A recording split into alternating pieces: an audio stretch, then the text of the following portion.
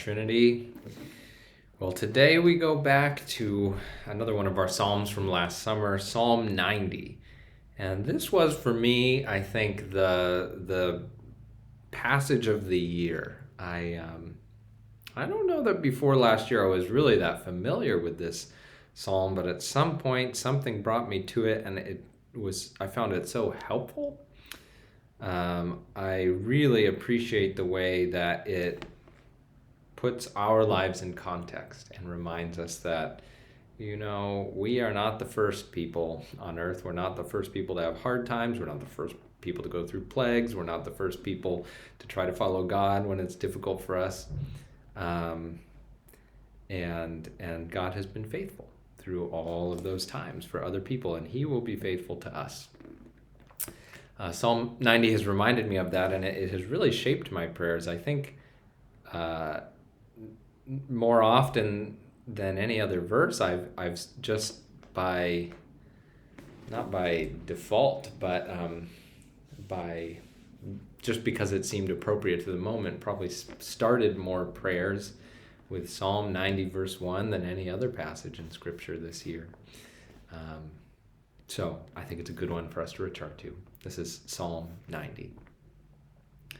Lord, you have been our dwelling place in all generations. Before the mountains were brought forth, or ever you had formed the earth and the world, from everlasting to everlasting, you are God. You return man to dust and say, "Return, O children of man. For 1,000 years in your sight are as but yesterday when it is past, or as a watch in the night. You sweep them away as with a flood. They are like a dream, like grass that is renewed in the morning. In the morning it flourishes and is renewed, and in the evening it fades and withers. For we are brought to an end by your anger. By your wrath we are dismayed. You have set our iniquities before you, our secret sins in the light of your presence. For all our days pass away under your wrath. We bring our years to an end like a sigh. The years of our life are 70, or even by reason of strength 80. Yet their span is but toil and trouble. They are soon gone, and we fly away. Who considers the power of your anger and your wrath according to the fear of you? So teach us to number our days that we may get a heart of wisdom. Return, O Lord, how long?